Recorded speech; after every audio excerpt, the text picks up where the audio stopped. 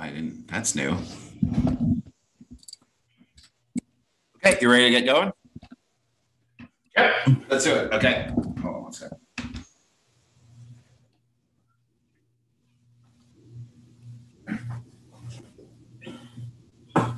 Actually, could you do me a favor? Could you turn the ceiling fan off?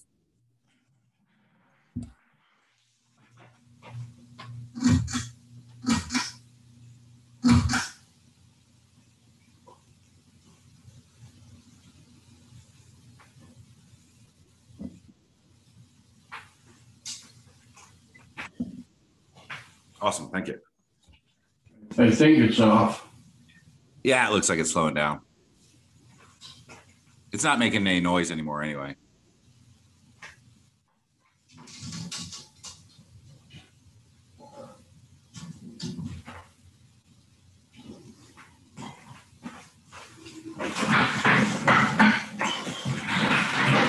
All right, here we go. Okay. Welcome to a very special episode of My Dad Used to Play Hockey. It's episode number 16. The number doesn't matter, but the occasion does. It is Father's Day, so who better to have on than the person that the podcast is named after? My dad, number 26, your number 26, Orest Kindrachuk. Good morning, Dad, and happy Father's Day to you. Well, good morning to you, and thanks a lot. I'm looking forward to this. This should be fun. This should be fun. All right, let's do. It's funny how many players I talked to. At least pretend. Boucher was honest about it. Pretend not to know about their stats and achievements. Let's do a little quiz with you. How many total goals did you have in the NHL? I don't know. I don't know. It was 100 some, I guess. I don't know. 118, 261 assists for 379 points in 508 games. And then another 40 points in 76 games during the playoffs. Not too shabby. No, that's not bad at all, I guess, when you look at that points per game and kind of thing like that. But it was... I think there were other things that were important for me there, especially not just the goals and assists, but who you had to play against. And, you know, the plus minus to us was a big deal. Yes. And one stat that you do know is that you have a higher plus minus over the course of your career than my other hero, Mario Lemieux. Well, I only know that because you told me. I didn't realize it at the time, but man, that's pretty good, I guess. But so by default, you're more valuable to your team than Mario Lemieux. Well, I wouldn't say that. I wouldn't go that far. When a guy scores more that many points in a year, man, it's incredible. He was just an unbelievable talent. All right.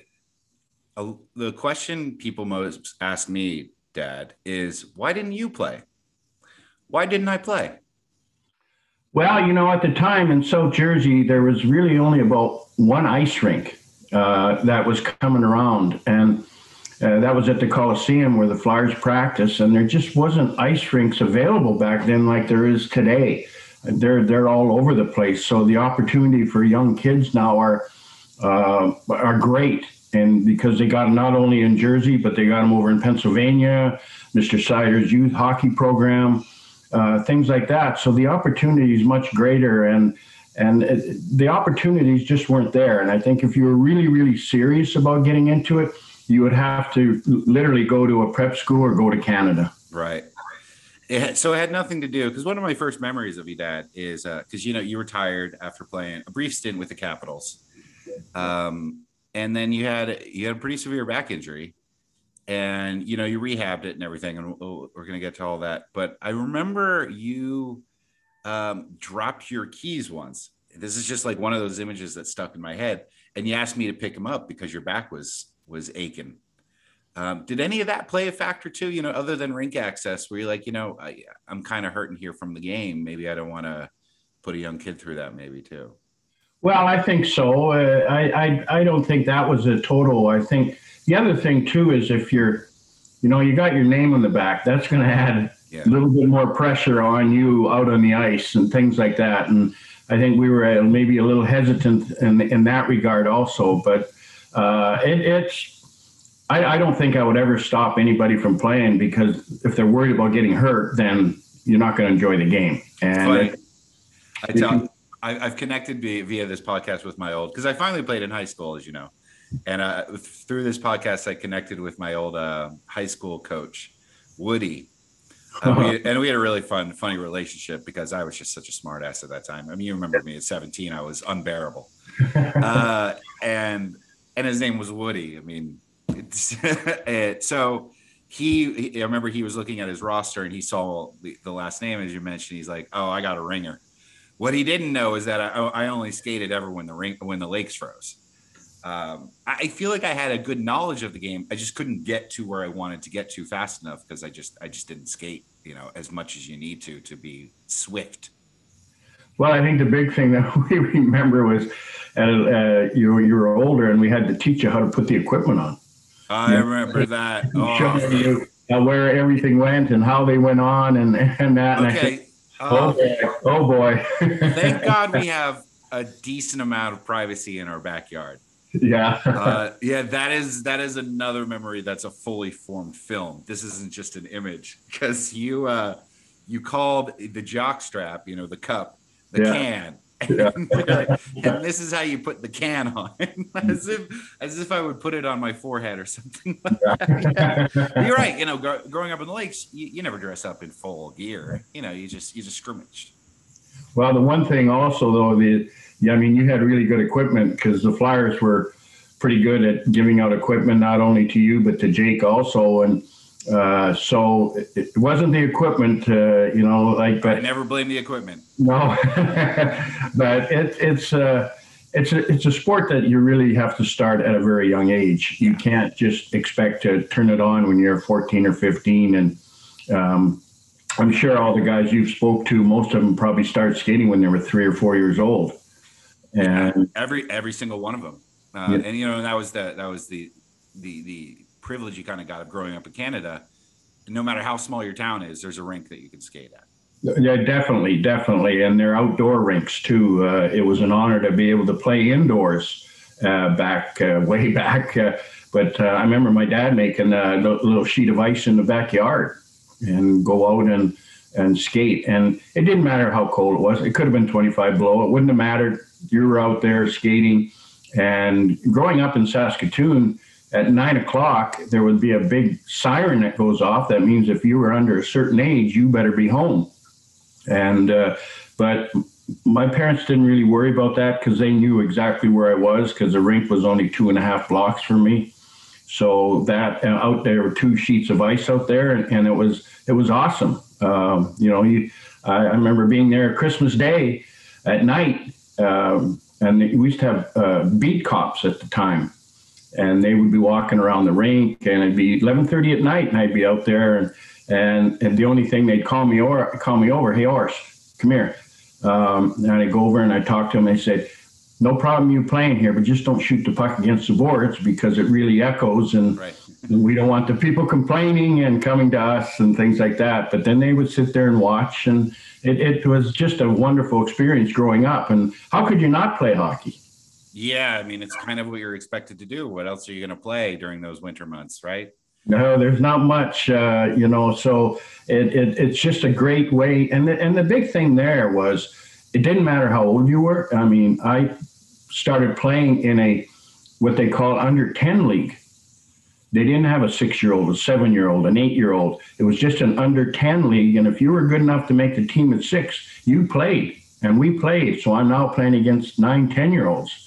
And boy, you grow up fast there. And I'm sure a lot of the guys, that's exactly what they did. That's where you really grow up and mature. And there's no whining, no whining. When did you know you were good?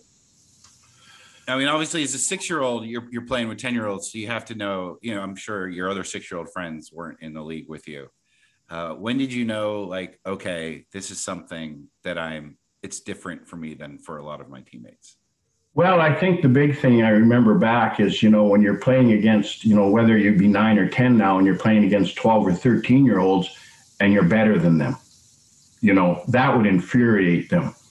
So that means you would really have to keep your head up and play hard and play tough. And then there were games that we would play on the ice, tag and things like that. And generally speaking, I was one of the last guys to ever get tagged. And all of a sudden I started thinking, maybe I got something here, down the road. But the funny thing is there were 2 sheets of ice, outdoor rinks there. And my dad would drop me off. And on one side, there was figure skating classes. The other side, you played hockey. Well, they put me into figure skating classes. Believe it or not, they did. But I never went to them. As soon as he left, I would jump the ice and go play hockey. Wait, they would drop you off in hockey skates to go figure skate? Yeah. You know how much part of me wishes you had stuck with figure skating? how hysterically different our life would be. Oh my God. It's funny, years later, when I was like 15 or 16, I knew this girl that was on the Canadian figure skating Olympic team. And her name just slips me, but she was out on the ice one day. And I went out on the ice with her, and she showed me some things that I believe helped me down the road as far as skating technique, stopping, and before you've come to a complete stop, you're already going the other way kind of things, and balance. And I mean, I think it's a pretty good thing to go out with a figure skater because they can skate. There's a whole movie about this, The Cutting Edge. You're describing The Cutting Edge. That's the movie. This thing could be my dad used to figure skate, and I'd have Ryan Gaetano on it, and maybe Tanya Harding. I don't know if I could have handled the outfits. It really would clash with your fashion sense. But you mentioned you're playing against 13-year-olds, and I'm curious about that relationship because on one hand, you're a 13-year-old, and it's gotta anger you a bit. I got to play this kid who's 9. Did you have a target on your back? Because there's that, there's got to be that inherent animosity towards you. But on the other hand, if they knock you down or if they start a fight with you, it's like, dude, you just picked on a 9-year-old. So which was it? Well, it wasn't so much they'd start a fight with you, but you did have a little target. But generally speaking, everybody was really, really supportive, because there was one guy that was probably, I was in grade 9, he was in grade 12. So he's like 4 years older than I was. And he would supply me with some sticks. And he said, kid, keep going. You're going to make it one day. And this guy's name was Terry Sexsmith, and we called him Hook. And he would come and get me new sticks because we were always playing with broken sticks or putting them together. And, we'd go to a senior hockey game and pick up a broken stick and put it together. But he I remember him vividly telling me, kid, you're going to make it. Keep going. It's funny that I've learned some things about you from the backs of hockey cards. So you, this is a story, it's a bit of reminiscent of Bryan Trottier's story. Like you were on a path to the NHL, and then you kind of put a pause on it, and you were going to, and I didn't know this until I think it's like your 75, 76 hockey card. There's a little fun fact about someone. And it said something like, Orest almost quit hockey to pursue a career in optometry. So again, another almost career that you had. So what you're kid, you're going to make it. You're clearly a cut above, most of your teammates. And then all of a sudden you're interested in people's eyes. How did that transition happen? Well, I had an uncle that was an optometrist, and he used to take me. He used to go to small little towns, and the odd time he would take me with him, and he had a beautiful Thunderbird. The whole Thunderbird with the porthole and everything. And I thought, man, this is a pretty good job, and so I kind of got interested in that, and I played a year or two a junior, and then my draft year, I decided not to play because I was in pre-med, and the professors in the University of Saskatchewan didn't care if you scored 1,000 goals a game. You weren't missing class. You weren't getting swept under the carpet just to go ahead. And so, but the Saskatoon Blades said, well, why don't you just play the home games? Well, that's not fair to the guys. That's not fair to whoever might be sitting out or anything like that. So my draft year, I did not play. So I decided the following year to come back and play. And then come back to Blades. But at that point, you had to be signed by a free agent. And it's funny how it worked out. who knows what team you would have ended up with. But Yeah. instead, look at your hat, you're a Flyers alumni, and I don't think it would have changed a thing. Well, maybe it's true. Things happen for a reason. But when the Flyers heard that I was coming back because they had watched me play, they put me on what you call a protected list. You were allowed to protect so many players without signing them. I didn't sign a contract after my final year of juniors. I went to camp as a free agent. There was no contract, no anything. So I had to go prove myself there. But they had my rights. I think you were allowed to sign I think in the whole roster were like 40 players, and I was one of those players. Proving yourself. You get to Flyers camp. What, in your mind, what was that? Because they had already started cultivating the style of hockey that got them a few cups, another year down the road.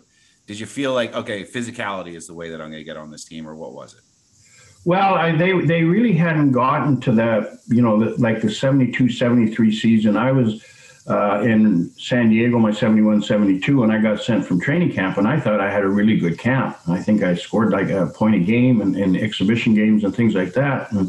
And so they sent me to San Diego in the Western Hockey League, and all the old timers on the Flyers kept telling me, listen, if you're not in the NHL, the Western Hockey League is where you want to play, because that's really good hockey. Plus you're in quality cities and the crowds are great. So that was a good year. So Keith Allen, the general manager at the time, sent me to San Diego, and I signed with San Diego for a year and played there, and then had a good year. And in fact, you had him on. Willie O'Ree was my left winger, and I'll say this to this day, all the guys that I played against or with, I still believe Willie O'Ree was probably one of the top 5 fastest skaters I've ever seen. And did it with one working eye.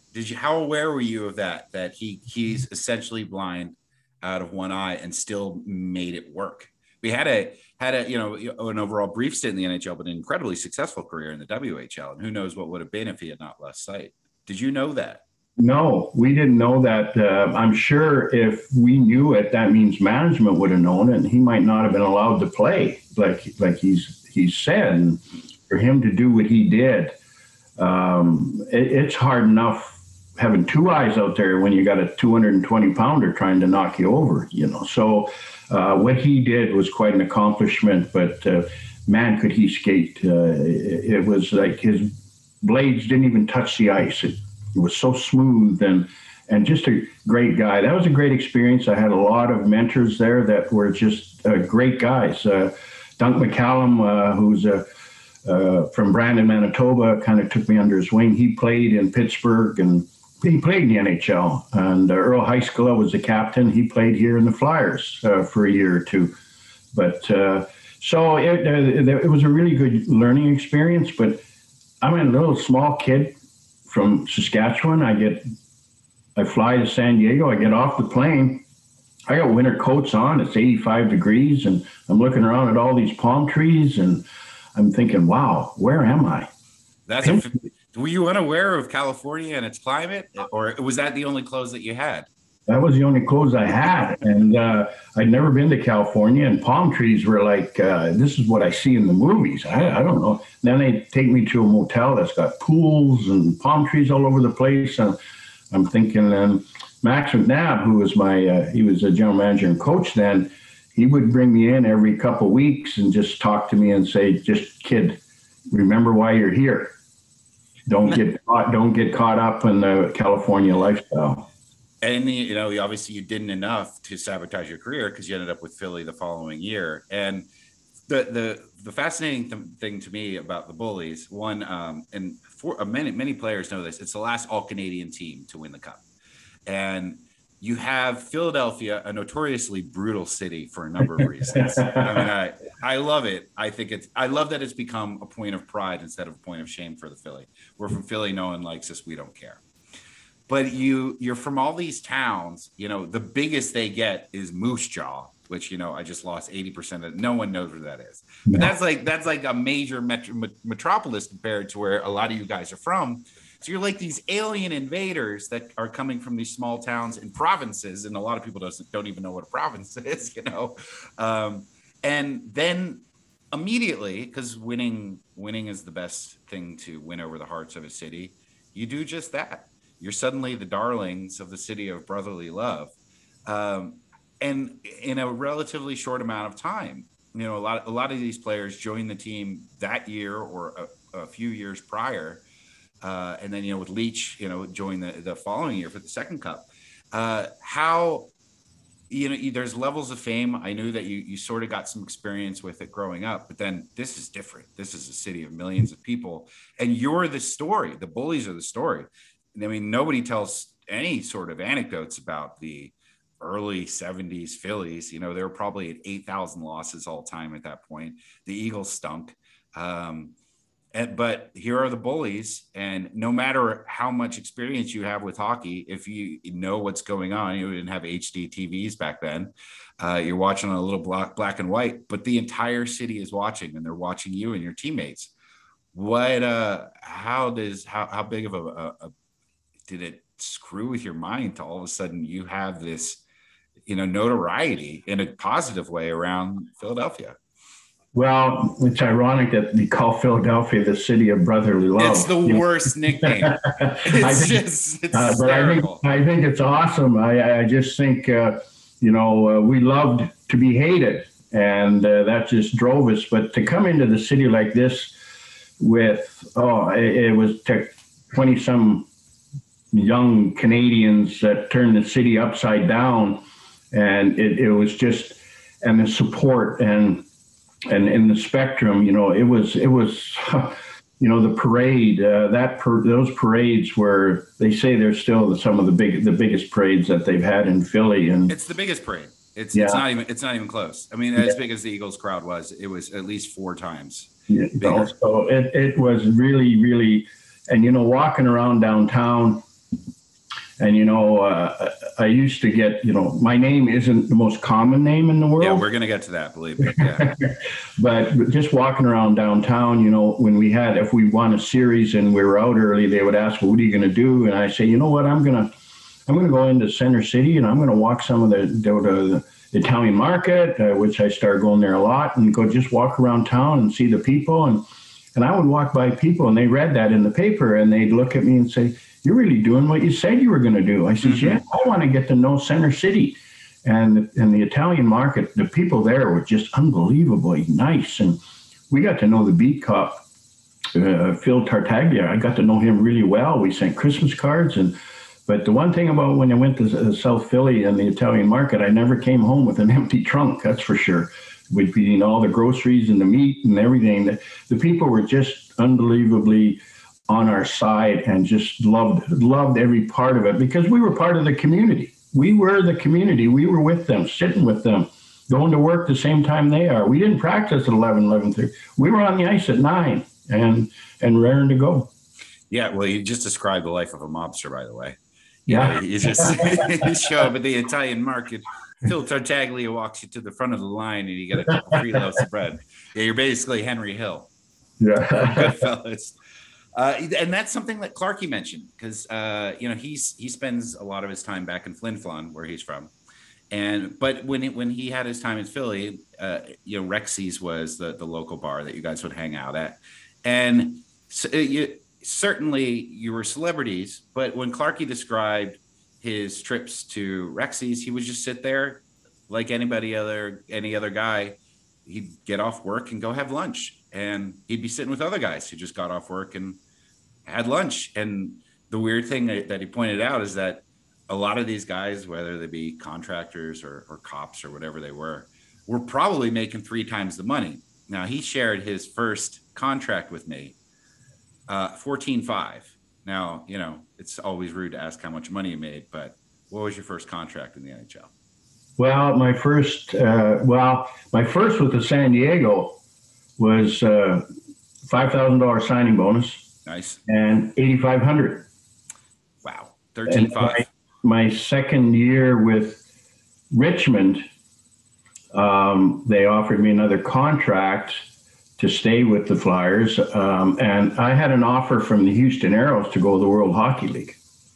And that's where Gordie Howe and Mark Howe and all them were. And they offered me a 4-year, $600,000 deal in the World Hockey League, which was a lot of money. And I remember sitting in the kitchen across the table from Dad and saying, "Dad, what do you think?" He says, "Well, what do you want to do?" I says, "I want to play in the NHL. I don't want to play in the World Hockey League." So I turned that down and played for 14-5. So you took a significant pay cut to pursue the cup. I don't even know what the trophy was ever called in the World Hockey Association. I don't know either, but nobody does. When it finally merged in '79, I could have been out of the game by then and everything, and I wouldn't have pursued. I would have had a lot of regrets. And as it said, things happen for a reason, and I just felt really comfortable and going to. I wasn't happy about getting sent down to Richmond because I thought I had a good year, and Bill Barber and I and Al McAdam we were aligned in Richmond, and we were good. We were pretty good. The Stanley Cup, as a kid, it's just got to be this. This ideal, right? You never think you're going to get anywhere near it.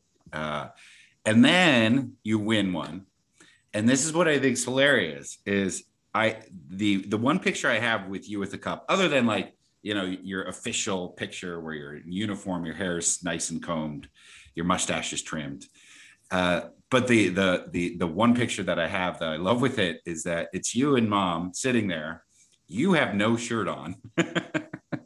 You're wearing jean shorts, which I think at one point were jeans, and then you just made them into cutoffs. And they were that 70s shorts, about mid-thigh. Yeah. You're drinking slushies, which nobody makes slushies anymore. Slushies just used to be you throw some ice, some lemonade in there, and throw some alcohol. Everybody had a slushie machine for a while, and that's what the adults drank. And there you are sitting in a lawn chair next to the cup, hey, this is just a casual moment now with the Lord Stanley's cup. I think it's hilarious. You spend your whole life trying to win this thing, this amazing trophy. The first time you touch it, it's got to be electric. A month later, it's in the bottom of the pool. You got chips in the top of it. Everybody's eating out of, or guacamole or whatever.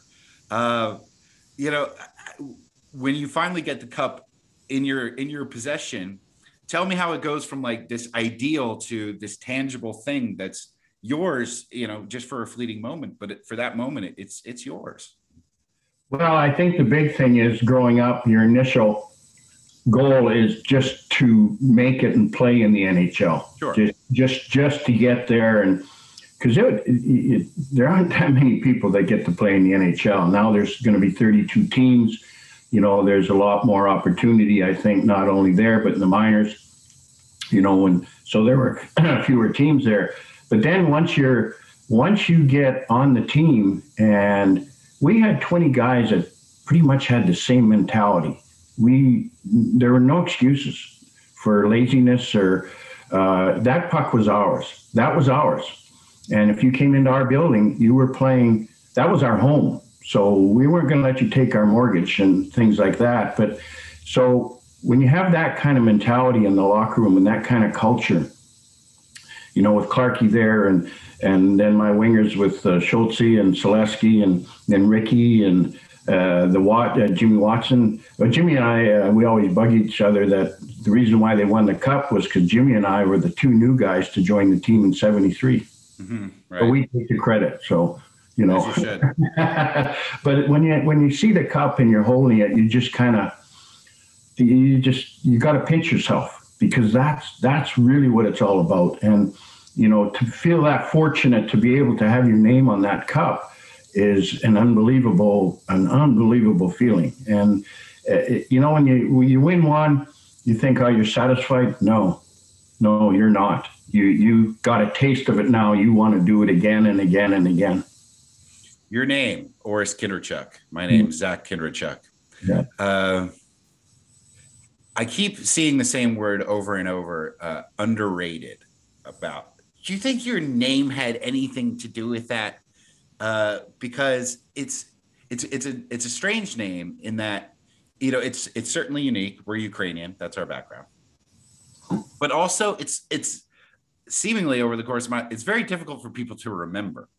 So it's like Bobby Clark, who's going to forget that? Dave Schultz, monosyllabic. It's great. Even Bernie Parent, Do you think that like Kindrachuk, the whole whack of letters that you had on the back of your name, led to you kind of being a sometimes underrated, overlooked? Like you ask any of your teammates, they're like, yeah, you were essential.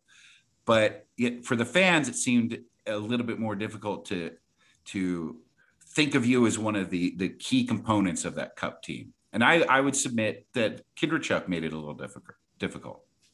Well, it was unique. They used to bug me. Yeah, my name went from elbow to elbow in the back of the sweater,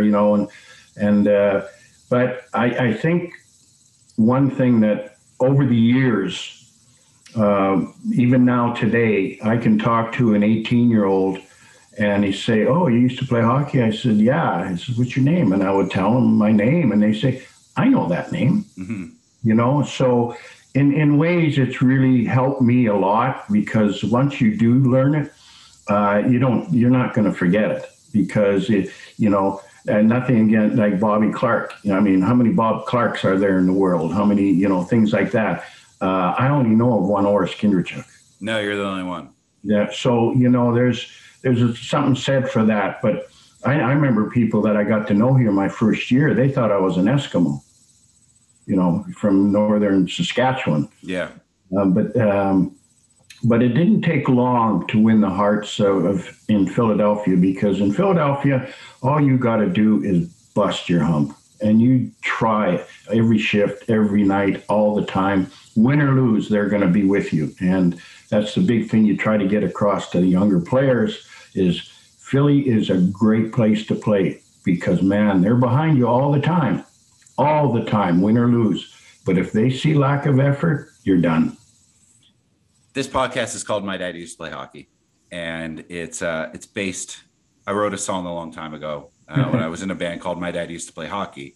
And what you might not realize, and for the first time I got interviewed last Saturday, it's funny, like people are interviewing me now about this. It's very strange, Dad.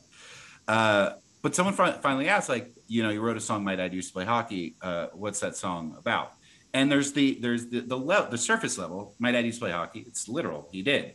And, the joke of the song is, if you played today, you'd be a millionaire.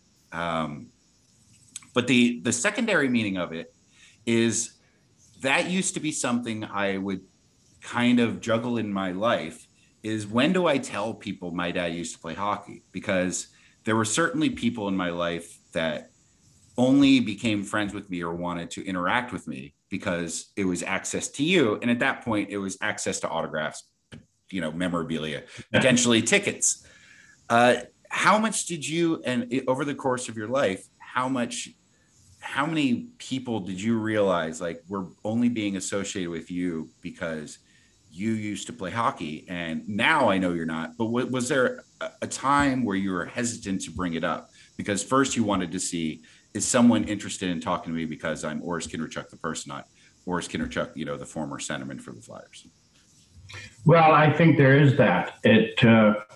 We're sometimes very difficult to break into our circle, because there are people that we thought were friends that turned out really not to be. And so it's a little bit hard to get inside of me anyways and get close. You're kind of suspicious a lot, not so much now, but in the work world after hockey or whatever, even then and during the game, you were very cautious of who you were with. Didn't have the social media back then as they obviously do today. But yes, we were very cautious of what we did, where we went. Even today, going into Philly, people the other day just wanted, "Hey, can I have a picture with you?" and all that. And I say, "Well, where's it going? What are you going to say?" Because I just believe social media can get you in a lot of trouble, and it might be a lie, it might be false. And they just say, "No, I'm just sending it to my dad," and actually most of them are saying I'm sending it to my grandparent. So so it is hard to break into that wall. But as you get older, you learn how to weed out and figure out who's there and who's not there. And it's pretty easy to tell now.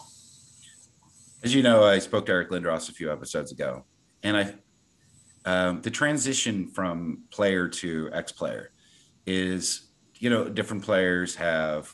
I spoke to Keith Jones seamlessly. Well, that's not true. He sucked on ESPN for a little while, but just went right from the uniform to the broadcast booth, pretty much, right? And then other players struggle, for sure. If you listen to the episode with Schultze and even Bernie, they had your identity is right there on the back of your jersey. You lose that, and you got to figure out who you are next. For you, how difficult was it? Eric described, even as he lost, the 10% of his ability that made him a generational elite. When he was at his best, you take his best season and put it up against anybody's best season, and he's as dominant force as ever. And then he realizes he lost that, and there's depression that comes with that, and knowing that you're not who you once were. But it's inevitable for all players, except for Jaromir Jagr, who will never stop playing ever. But did you feel any of that when you realize, all right, that era that I spent my entire life preparing for is over now, and I got to figure out who am I? I'm Orest Kindrachuk in this next chapter. How difficult was that for you?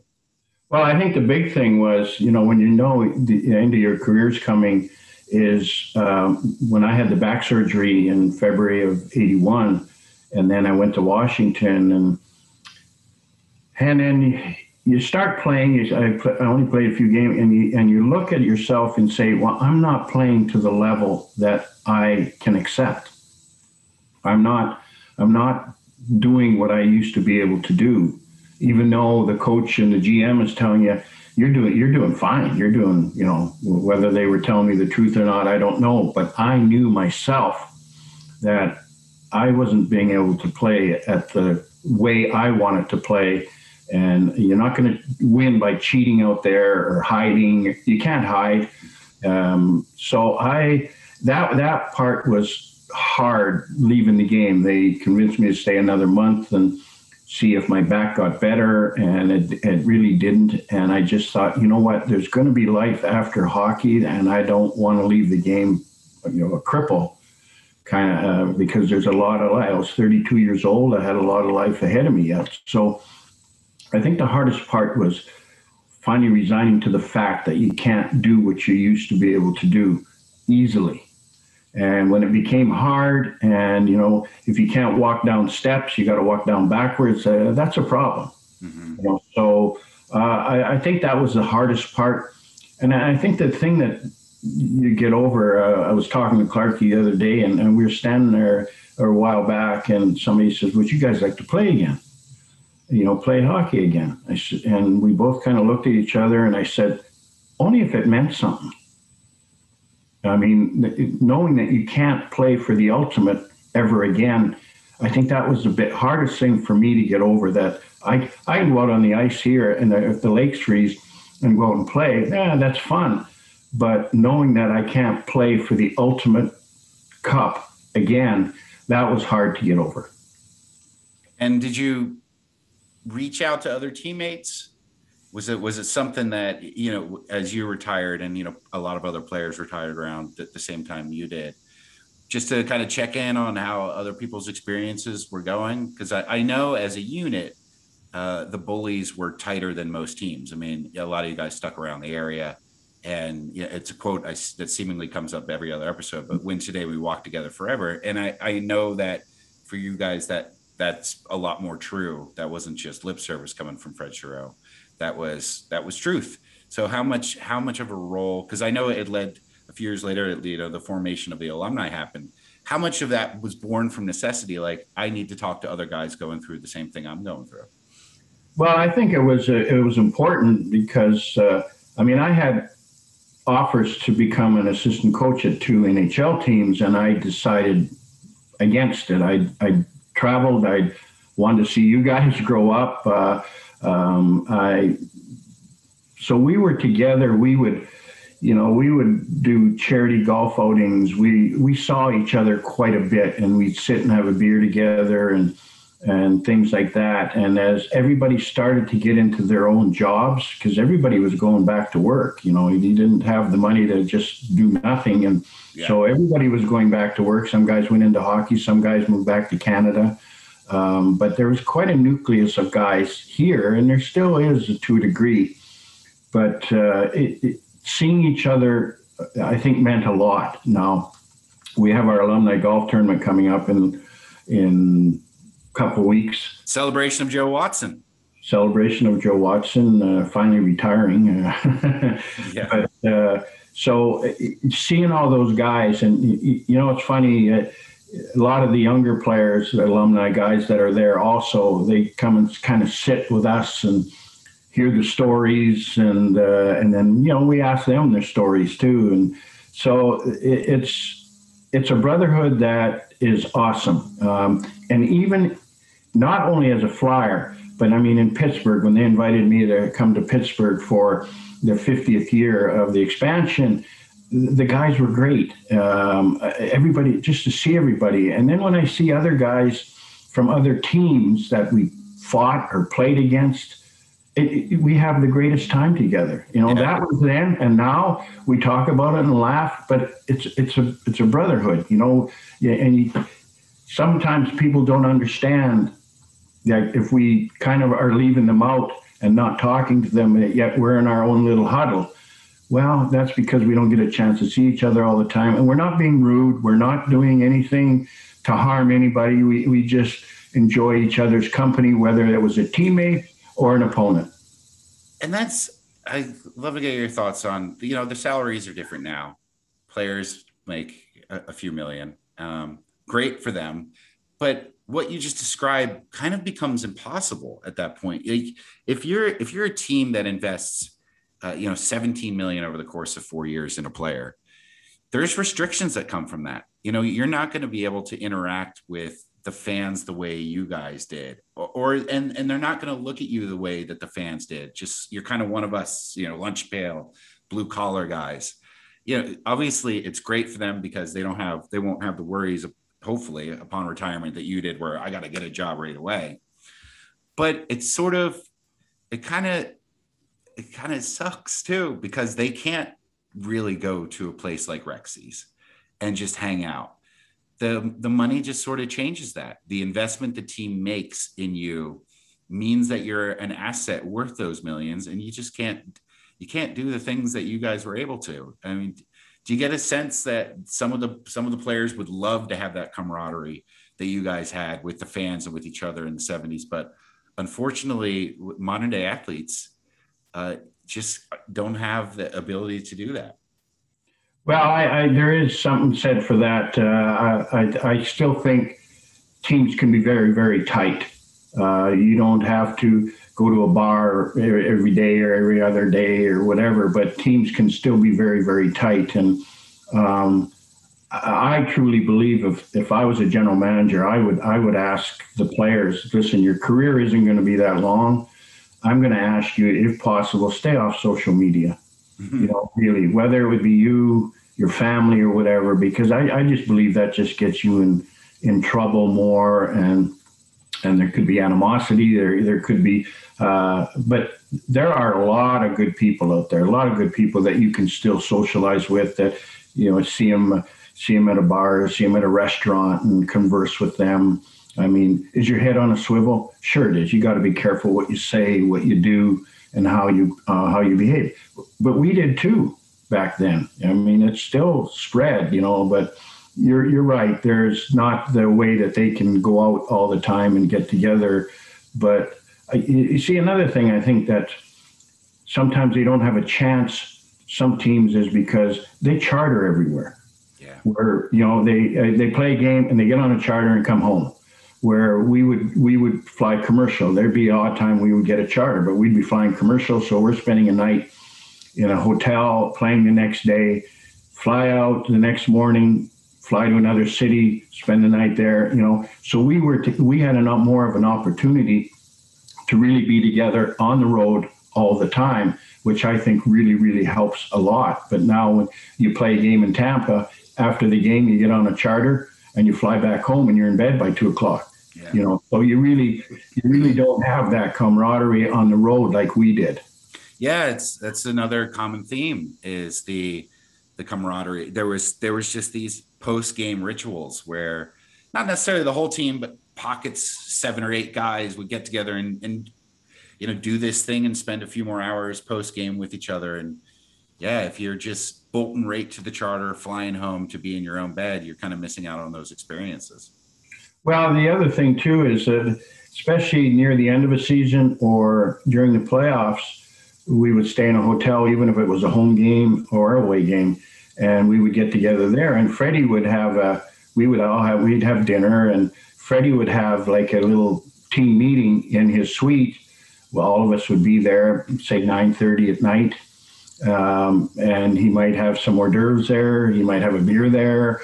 And we would have and just kind of chat about, okay, tomorrow's morning skate is at 10, might be at 11, and we would just kind of go over and we would chat with each other what our goals and what our plans were to play, whether it would have been the Rangers, Bruins, or whoever. So Freddie was smart that way too, that he would put us together in that regard. Maybe he was concerned about guys going out. I don't know. Yeah. You know, but most guys were really, really good and dedicated. And but Freddie had a lot to do with that too, as far as making sure the guys were together on the night before a game. And Fred Shiro, it's an odd leader for that team. You guys were, you know, a skilled version of, you know, the team from Slapshot. Yeah. And you know, you had Hall of Fame talent, but you know you were going to just steamroll other teams, especially when you were playing in the Spectrum especially after Kate would sing "God Bless America." You know, you were just going to pulverize the other team, and then you have Fred Shiro, who's like a beatnik poet almost type, kind of just giving you little pearls of wisdom, and it's a weird relationship for him to be the head of the bullies. He's like, if you guys had been under the tutelage of Mike Keenan, that would make sense to me. Like, just go out and knock their heads off. That's just something.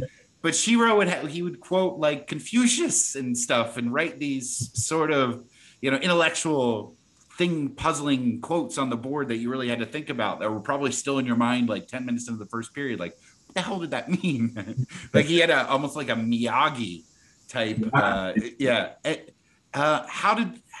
did that all work out? You know, you have Dave the Hammer Schultz, and then Freddie the Fog Shiro, named because like he was kind of, you know, he would shroud things in mystery. How did it become such a successful relationship?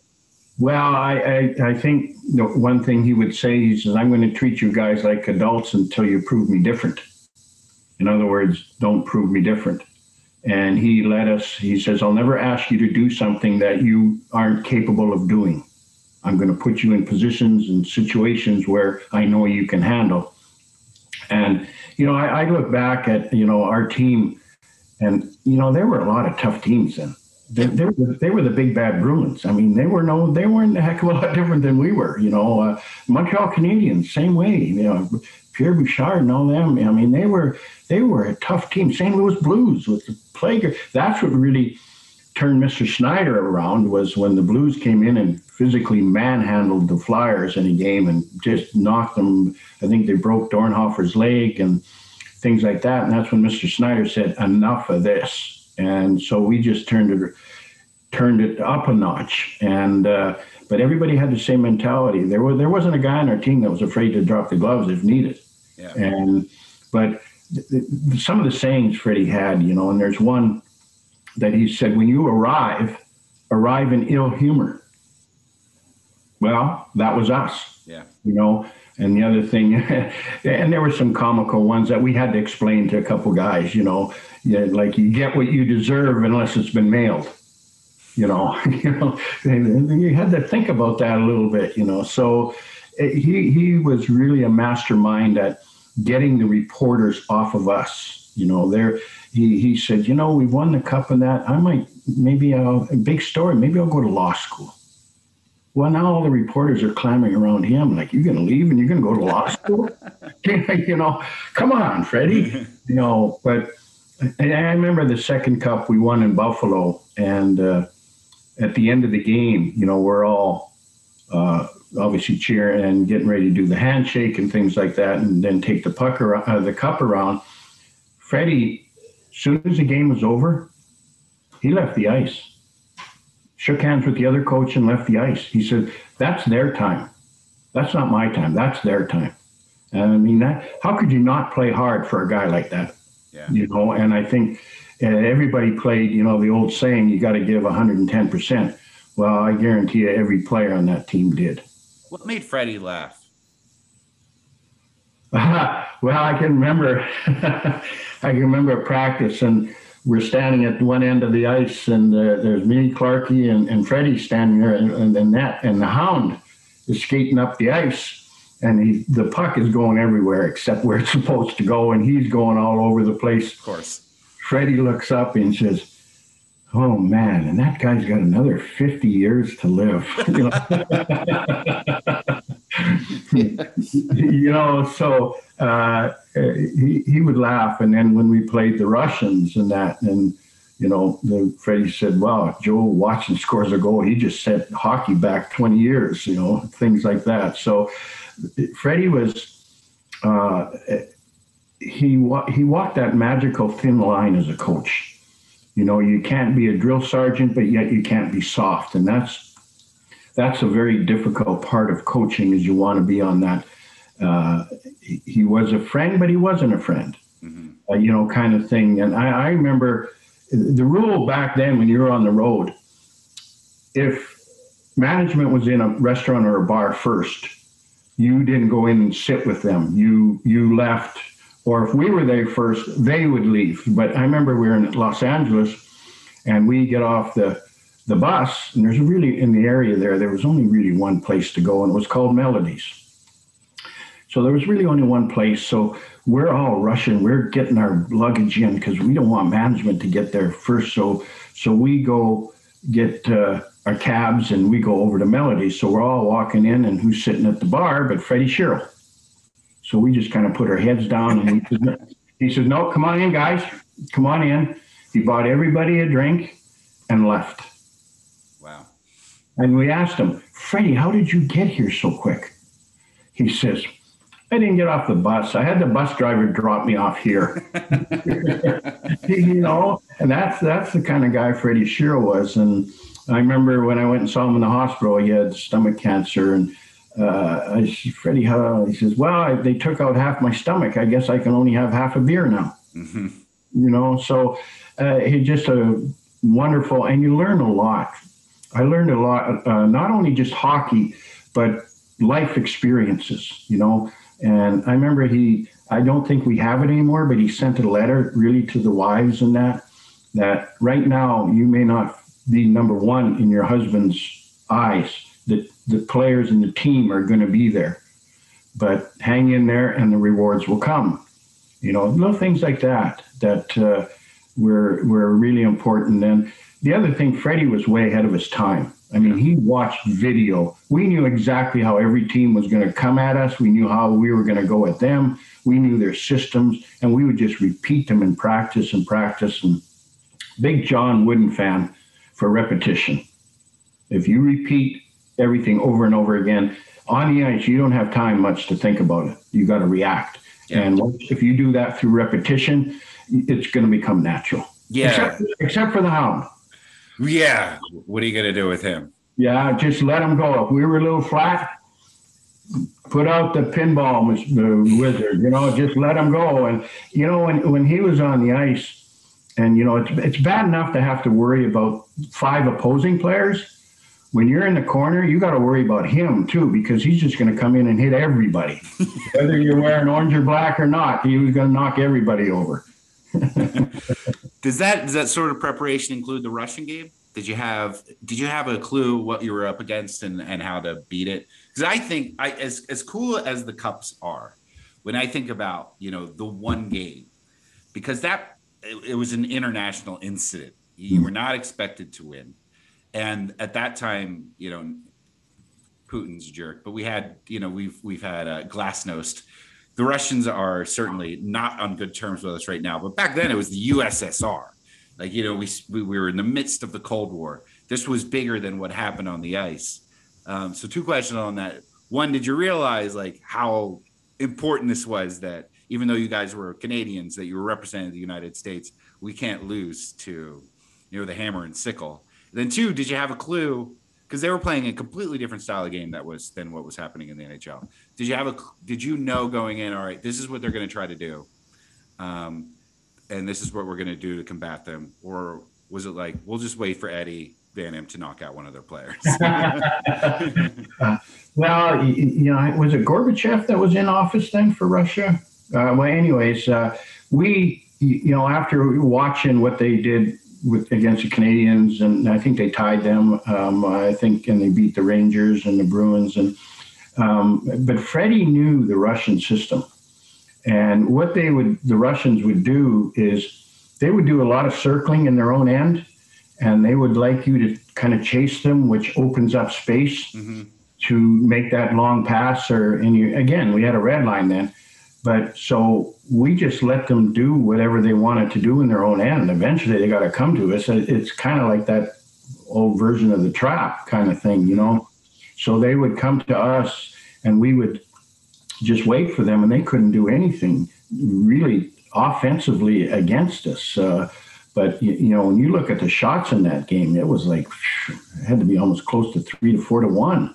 If it wouldn't have been for Tretiak, it would have been a lot more than 4 to 1 by a lot, But I think as far as we knew, the funny thing is Clarence Campbell and Alan Eagleson come into our locker room in the morning. The game, I think it was at 1 o'clock, and we were all in the locker room by 3 hours ahead. And they come into the locker room trying to give us a kind of a lecture about, guys, this is the NHL against, the Russians. This is our league. And we kind of just all looked at them and looked at each other and said, we know what we got to do. We would like to get ready for it. So would you mind leaving our locker room? Clarence Campbell hated you and vice versa. Especially when Clarence Campbell hated handing the Stanley Cup over to us. He hated it. You could see it in his face. Oh, yeah. And then now he wants to be our friend, and that we knew what we had to do. And it's funny, we'd be having a skate Saturday, and all the Russians would be sitting in the stands watching our practice, and nothing was going right. I mean, nothing. I mean, the passes and all this stuff, and then we the next day, actually that was Friday, we had a morning skate. Then there was a luncheon after. Well, we were like 30 minutes late for the luncheon. And on purpose? I'm not sure. Yeah. I'm not sure. But Freddie Shero spoke and says, yeah, my guys had to go to work. We're here now. And then he says, I'd like to welcome the Russian Red Army hockey team to Philadelphia, the cradle of liberty. Well, that created a little bit of a stir right there, So it was quite the luncheon, and they're just sitting there, almost staring at us like, "Oh man, what are these guys going to do to us?" Did you interact with them at all? Because Lou Nolan actually had quite a few interactions with the players. So he took them out for cheesesteaks. I don't know if you knew that. Yeah. And then I want to say it was like Macy's or something. They all wanted blue jeans. Like the game was important, but we want as many pairs of blue jeans as we can possibly get to take home. But you didn't get a chance to really talk or speak with any of them. Probably a good thing. It's funny when they come walking in, they're all wearing their blue. You can hear them because of the, they're rocking. But the funny thing is, being back then, I was still pretty fluent in Ukrainian, and Russian, the dialect is pretty close, and they'd be on the ice talking, and I responded to one of them, and he just kind of looked at me like, uh-oh. I better be careful what I say, Right. kind of thing, So that was kind of cool. But we really didn't. Number one, we didn't care. No. We didn't care. We didn't care to know them or not know them, or I'm sure the feeling might have been the same for them, but I don't know. But it was quite a thing. Like I've said, I don't drink vodka, but I did that night. Yeah, I figured. Why not? Rub it in their faces. All right. Last question. Close your eyes. The one moment that above all others you like to bask in. The one that's like this was something, if there is a heaven, this would be the moment I could relive. And it's obviously the birth of your first son. Yeah. Obviously, I'm sure the other guys have said, winning the cups and all that, and being captain of a team in Pittsburgh that's elected by your peers, and that to me, really four things that I feel very lucky for in my career. And two are obviously winning the cup. One was beating the Russians, and then being captain of an NHL team.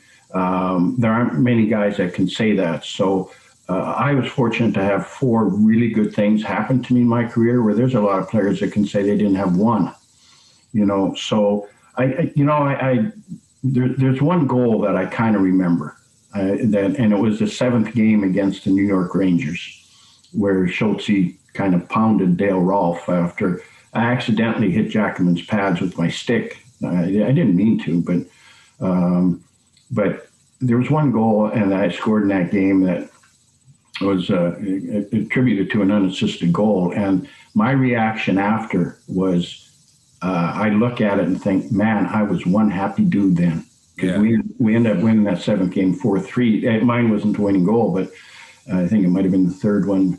But anyways, my reaction and my face, and I think I have a picture of it somewhere here, but that feeling was, I can't explain it. I still get goosebumps when I think about it, but so that one really stands out vividly for me, because that series, I believe, was the hardest playoff series I ever played in, even harder than the Bruins one. Mm-hmm. It really was. Thanks for coming on, Dad. Yeah. You know this is going to happen eventually. Yeah. Fun. Happy Father's Day. Thank you. I hope, I'm not buying you anything, because what else do you need? But I love you. Thank you so much for coming on. And, I've heard some of these stories, but some I haven't. So it's always fun to learn a little bit more about your career. And, unless you know us intimately, you don't know, but we've had, I'm 41 now. We've had the same argument for about 35 years. Who's the greatest of all time? Gretzky and Lemieux. I have Lemieux, you have Gretzky. And, I'm still sticking to my guns, Dad. Lemieux's better than Gretzky. Well, I'll add Bobby Orr in there. I've got two. Bobby Orr was plus 124 one year. In one year. Absurd, yeah. Yeah. All right. Love you, Zach, and thanks. And I get good feedback. Everybody really enjoys listening to your show. Yeah. Thank you. All right. Well, this is my dad. He used to play hockey, episode number 16, featuring the underrated number 26, Orest Kindrachuk, former Broad Street bully, Flyers legend, and of course, my dad. So long, everybody. So long. Well, thanks.